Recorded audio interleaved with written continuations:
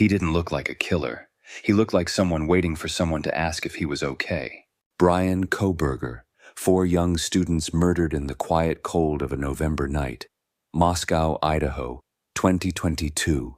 A knife, a rental car, a criminology student arrested for one of the most shocking campus murders in recent American memory.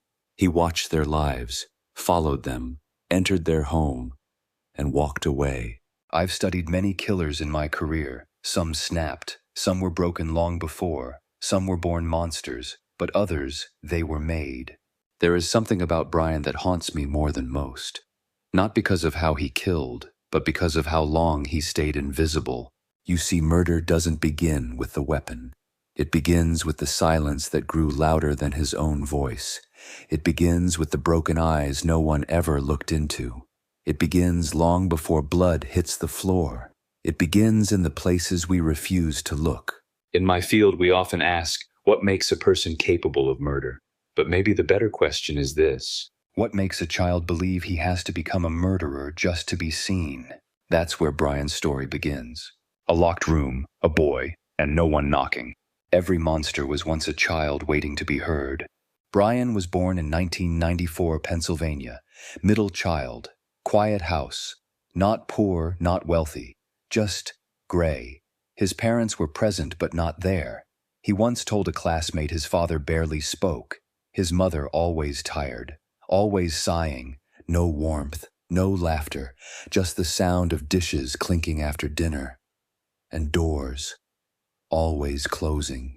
There's a story I can't forget. He had a teddy bear once. One night his sister told him he was too old for it. He ripped its head off in silence, left the pieces on his shelf like trophies. Didn't cry, didn't explain. He just watched. That bear was the first to lose its life for making him feel small. People think childhood trauma always looks like bruises, but often it looks like a quiet boy in a locked room, talking to himself in whispers, asking questions the walls will never answer. His parents didn't hit him, but they didn't see him either, and sometimes being unseen hurts more than any slap. You don't need to be beaten to feel broken. You just need to be forgotten, over and over again. And in that stillness something cracked. Not loud, not sudden, like a hairline fracture in glass. The kind of crack you only notice after the whole window shatters. The worst kind of pain is not hatred, it's being ignored. At school, Bryan didn't exist. Not really. He was the kid no one remembered sitting next to, the one who walked through crowded hallways like a ghost, never picked for games, never invited to birthdays. Just there. He was overweight, pale, quiet. His voice cracked too early. His clothes never quite fit. And in middle school, that's all it takes to become a target. They mocked his breath, called him names. Once someone smeared ketchup on his locker and wrote "pig" in block letters. No one cleaned it for days. The teachers didn't see it, or maybe they chose not to. But Bryan remembered. He remembered every laugh that wasn't shared with him, every eye that looked through him like a smudge on glass. He began to believe something dangerous, that the world would never welcome him unless he made it. He stopped speaking much, stopped trusting people, started writing in the margins of his notebooks dark things, detailed things. That's when the resentment began. The quiet kind. The kind that simmers for years under the surface. And one day he whispered something to himself. If no one will ever see me, then one day they'll remember my name. That thought didn't scare him. It comforted him. Hatred, after all, was the first thing that ever made him feel real. When you pretend long enough, even you forget what's real. Puberty didn't soften Bryan, it sharpened him. He lost weight fast, started obsessing over food calories control. It gave him a strange sense of power. If he couldn't control how people saw him, at least he could control himself. But something else was changing too. He started lying. Small things at first, then bigger ones. Told a teacher he had friends. Told his parents he was fine. Told himself he didn't care. But he did. He cared so much it burned. And when the burn got too strong, he started hurting things. Stole a neighbor's tool set. cut into his own arm once just to feel something, talk to himself when no one was around. Not like a child playing pretend, more like someone rehearsing. And yet he still wanted to be loved. He craved attention even if it was fake. He began mimicking how others spoke, smiled, flirted, learned to copy kindness like an accent. But behind the smile there was a storm, and the only thing keeping it in check was the mask. The perfect student, polite, observant, clever. No one saw the boy who used to rip teddy bears apart in silence. No one heard the voice in his head whispering, "You're still nothing." So he smiled harder, laughed at the right times, got really good at being someone else. And every time someone believed the mask, he felt a little more dead underneath. Sometimes the most dangerous people are the ones who never raise their voice. Bryan grew older and the mask grew with him. By college he had learned the script. Shake hands, make eye contact, pretend you belong, and people believed it. He studied psychology, then criminal justice. Irony wasn't lost on him. He wanted to understand crime and be close to it. Friends a few, but none who knew him, not really. He could charm in short bursts, mimic empathy just enough, but it was always borrowed. Underneath, he still felt hollow, like a house with all the lights on but no furniture inside. He once tried dating, held a girl's hand, tried to kiss her, but when she pulled away, he didn't feel rejection. He felt studied, like a lab rat failing the test. After that, he got colder. He didn't hate people. He just didn't think they were real anymore, more like characters in a badly written play, and he was the only one reading the script. Still he kept going. Grad school, more papers, more talk of crime and justice and deviance. But every time he spoke about killers, he wasn't just analyzing, he was relating. And every time someone praised his insights, he wondered, would they still admire me? If they knew I wasn't just studying the monster, I was becoming it. Every mask cracks eventually. All it takes is the right kind of silence. Something changed in Bryan's final semester. The rejection got louder. But not with shouts. With silence. He tried connecting again, asked questions in class, spoke to professors. No one really listened. His application for a police internship got denied. He had wanted to help solve crimes, but deep down he had also wanted to feel power. He had none. There was one student he fixated on, bright, social, liked by everyone, everything he wasn't. And it burned him quietly, not with anger, but with obsession. He watched, followed online, not out of lust, out of envy. Why do they get to exist so easily? And I have to try this hard just to be tolerated. That voice returned. The one from the childhood bedroom. Only now it didn't whisper. It demanded. The world had failed him. Society had made the rules and then locked him out of the game. The classrooms were full of smiling faces that never saw him.